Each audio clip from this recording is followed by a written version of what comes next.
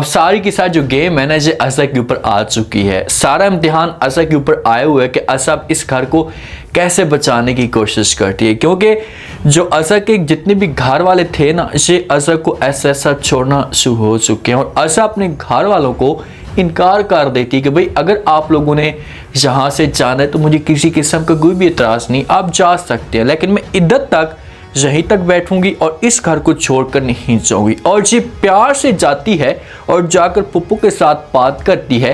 पप्पू को कहती है कि भाई अगर आप मुझे इधर तक यहाँ पर रहने देती हैं तो मैं हर लिहाज से आपके काम करने के लिए तैयार हूँ। तो पप्पू ये बात मान लेती है और असा को कहती है कि ठीक है, मुझे किसी किस्म का कोई भी एतराज़ नहीं। लेकिन इसी दौरान अज़ा बड़ी गेम डालने की कोशिश करेगी। आप देखते हैं कि आगे जाकर अज़ा कैसे अपने मकसद में कामयाब होती है और कैसे इन लोगों को इस घर से धक्के देकर भगाती है। फुप्पू ने जब माहौल देखा कि भाई अब गेम बिगड़ चुकी है तो फुप्पू आती है, नसीर वालों के सामने आकर बात करती है, इन लोगों को धमकी देती है कि भाई अगर आप लोग यहाँ पर रहना चाहते हैं तो खामोशी के साथ रहेंगे। अगर आप लोगों ने कोई 3-5 करने की कोशिश की तो आप लोगों की बेहतर से ही होगा कि आप लोग ये घर छोड़कर चले जाएं, क्योंकि ये घर अब मेरा है तो मैं कभी भी इस घर को नहीं छोड़ूंगी। तो नसीर वालों को बड़ा गुस्सा आता है और ये फैसला करते हैं कि भाई ठीक है, अब ये घर तो हम कभी भी वापस नहीं कर सकते, तो ऐसा करते हैं हमेशा के लिए इस घर को छोड़कर चले जाते हैं। लेकिन वहीं पर अज़ा इनकार कर देती है नसीर वालों को।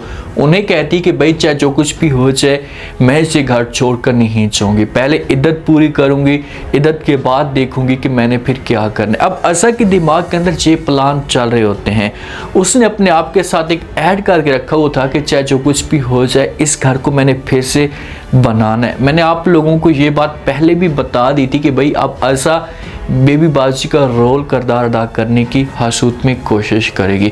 नसीर वाले चले जाते हैं, एक घर के अंदर अज़ा रह जाती है और अज़ा की फैमिली इस घर में मौजूद होती है। जो बच्चे होते हैं वो अज़ा के साथ होते हैं। अब अज़ा नुकरानियों के तौर पर काम करना शुरू कर देती है। सारा के पास पोतीक होती है, सारा कंट्रोल सारा के पास होता है। इनके बैंक में बहुत सारे पैसे जमा होना शुरू हो जाते हैं। जब सारा पोतीक से वापस आती है, फुप्पू भी साथ में मौजूद होती है जो सारा की माँ होती है। तो अज़ा इनके सामने चाय पेश कर देती है, प्यार से आती है, चाय रखती है, पानी भी देती है और वहाँ से चली जाती है। जब सारा ये माहौल देखती है तो वो अपनी माँ से पूछती है, अपनी माँ को कहती है कि माँ जी आखिरकार क्या हो गया, ये तो बड़ी अच्छी बन चुकी है, बड़ी इज्जत के साथ हमारे काम करती है, हमें किसी किस्म की कोई टेंशन नहीं होने देती। तो जब ये बात सारा की माँ सुनती है तो वो सारा को जवाब देती है और कहती है कि भाई आप जानती नहीं है मैं आपकी माँ हूँ और मैंने किसे इसे कस बल कर रखा हुआ था, मतलब टैड करके मैंने इन लोगों को रखा था। इसको भी मैंने धमकी दी है कि भाई अगर आपने हमारे काम करने हैं तो ठीक है, अगर आपने हमारे काम ना किए तो आप फिर ये घर छोड़कर चली जाएं। तो इसी वजह से अब से नुकरानियों की तरह काम कर रही है। सारा की माँ को बड़ा गरूर होता है अपनी इन हरकतों के ऊपर कि भाई मैंने जो कुछ भी किया इसे ठीक किया, मुझे बिल्कुल ऐसा करना चाहिए था। लेकिन देखें कि जो इंसान दूसरों के लिए बुरा सोचता है ना तो एक वक्त उस पर ज़रूर ऐसा आता है कि वो ऐसा कमज़ोर होना शुरू हो जाता है। अब आगे जाकर इनके लिए बड़े मसले मसाइल खड़े होंगे, क्योंकि इन्होंने किसी की जायदाद के ऊपर गैर तरीके से कब्जा करने की कोशिश की है तो इसका जो इंजाम होगा इससे हमेशा के लिए बुरा होगा। लेकिन जो सारा की बेटी आशी है ना, ये अपनी माँ की बिल्कुल भी सपोर्ट नहीं करती और नानी को भी बार बार समझाने की कोशिश करती है।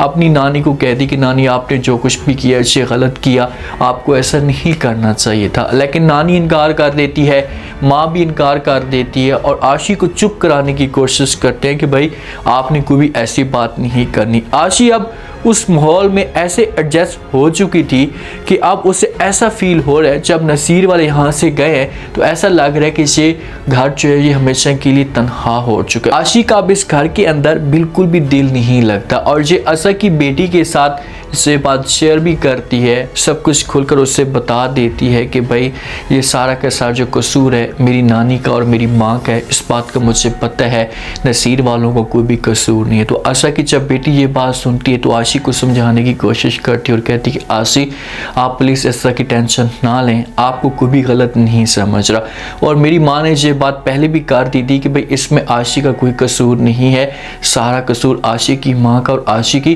नानी का है। तो इसी वजह से मैं आपके साथ अच्छे तरीके से बात करूंगी, आप परेशान हो। आशी के दिमाग के अंदर हो सकता है कि ये बात चल रही हो कि यार आप नानों की वजह से मुझे भी ये लोग गलत नज़र से देखेंगे, शायद मेरे ऊपर यकीन नहीं करेंगे। लेकिन असर ने अपनी बेटी के साथ ये बात शेयर कर दी थी, उसे बता दिया था कि भाई अगर आपके साथ आशी अगर बात करती है तो आशी के साथ आप प्यार से बात करेंगे, किसी किस्म की कोई भी आप दोनों के बीच में लड़ाई नहीं होनी चाहिए। असर को यकीन है कि आशी अब उनकी फेवर में नहीं है। जो बिलाल है ना, ये आता है और आकर सैरा की माँ होती है, इसे मुबारकबाद देता है कि भाई आपको बहुत बहुत मुबारक हो कि आपने ये घर फतेह कर लिया, बुटीक के ऊपर कब्जा कर लिया और बहुत सारे आपके अकाउंट्स में पैसे भी आ चुके हैं, तो मुझे भी कुछ ना कुछ तो दे दो। तो जब से बातें पप्पू सुनती है तो वो बिलाल को जवाब देती है और कहती कि हाँ आप बताओ आपको क्या चाहिए, जो भी आप मांगना चाहते हैं मुझसे मांगे, मैं आपको देने के लिए तैयार हूँ। तो बिलाल वहाँ पर जो चीज़ मांगता है ना, तो सैरा के चेहरे के ऊपर 12 बज जाते हैं। बिलाल कहता है कि भाई मुझे और कुछ भी नहीं चाहिए, ये पैसा वैसा जो भी ये अपने पास रखें, बस आप ऐसा करें कि आप मेरी ये शादी है आशी के साथ करवा दें। तो सैरा वहाँ पर जब से बात सुनती है तो ये शॉक्ड हो जाती है और उसे इनकार कर देती है सफर बिलाल को। उसे कहती कि ऐसा कभी भी नहीं हो सकता, आप अपनी जाकर शक्ल तो देखें, आईने में जाकर आप शक्ल देखें, आपको लग पता चलेगा कि क्या आप मेरी बेटी के काबिल हैं, ऐसा कभी भी नहीं हो सकता। अपना सामान पैक करें और यहाँ से निकलते बने और दोबारा आपने यहाँ पर आने की कोशिश की तो आपके लिए अच्छा नहीं होगा। तो आगे से जो बिलाल होगा वो भी इनकार कर देगा इन लोगों को। अब इसके पास इतने सबूत हैं कि अगर ये इन लोगों को ब्लैकमेल करने की कोशिश करता है ना तो ये अपने मकसद में कामयाब होगा, ये इनको ब्लैकमेल कर भी सकता है, सबूत रख सकता है। तो इसी वजह से इन दोनों को ये धमकी देकर देता है कि भाई चलो ठीक है, अगर मेरी शादी आशी के साथ ना होई तो फिर आप लोग भी कान खोलकर बात सुन लें, इस घर को मैं भी खुश नहीं रहने दूंगा, आप लोगों के लिए मसले मसाइल खड़े कर दूंगा, फिर आप लोग मजबूर हो जाएंगी मेरी बात मानने पे। आप देखते हैं कि ये क्या करता है। ये जिस वक्त धमकी देता है तो यहाँ से जाने लगता है तो अज़ा दरवाजे के साथ ये सारी की सारी कान लगाकर बातें सुन लेती है, क्योंकि अज़ा इसी ताड़ में होती है कि कोई ना कोई मुझे सबूत मिले, इन लोगों को मैं कमज़ोर करने की कोशिश करूं। जो कि इसके पास ये बातें आ जाती हैं कि भाई इस घर के अंदर इन ख़ानदान के बीच में, एक ही ख़ानदान में, अपने ख़ानदान में लड़ाई झगड़े चलना शुरू हो जाते हैं। तो यहीं से अज़ा गेम डालने की कोशिश करेगी। हो सकता है कि ये मुलाकात करे इस बंदे के साथ, उससे कहे कि भाई आपके साथ ये गलत हो रहा है, ये लोग इस घर के ऊपर याचें कर रहे हैं, इनके पास बुटीक भी है, सब कुछ है इनके पास, तो आप रिश्ता मांगें आशी का, आशी की शादी हो सकती है आपके साथ, या किसी तरह से ये लोग आशी को भी समझा सकते हैं। अब देखते हैं कि ऐसा प्लान क्या बनाती है। यहाँ से जाती है अपने कमरे के अंदर तो ये आसमा को कॉल करती है, आसमा को कहती है कि आसमा जो कुछ भी होना था वो तो हो चुका है, इस बात का मुझे दुख है, लेकिन अब इस ख़ानदान के अंदर, अपने ही ख़ानदान के अंदर जो लालची लोग हैं इनमें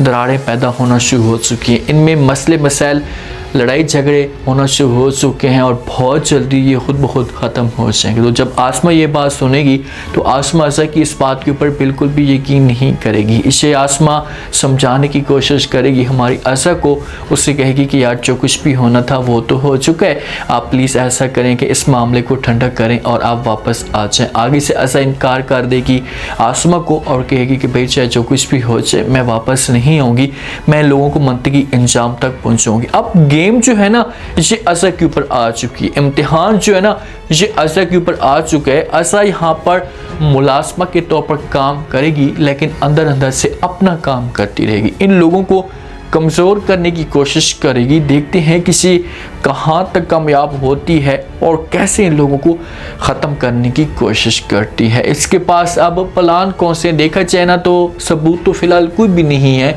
अब इसी ख़ानदान को ये खुद में या खुद आपस में लड़वाने की कोशिश करे तो हो सकता है कि इसका ये कामयाब हो जाए। उम्मीद है आज का रिव्यू, आज के टीजर आप लोगों को पसंद आया होगा। आपने कमेंट सेक्शन में अपनी कीमती राय में आपको क्या लगता है, क्या नेक्स्ट आने वाली के साथ में कोई बड़ा तमाशा खड़ा हो सकता है।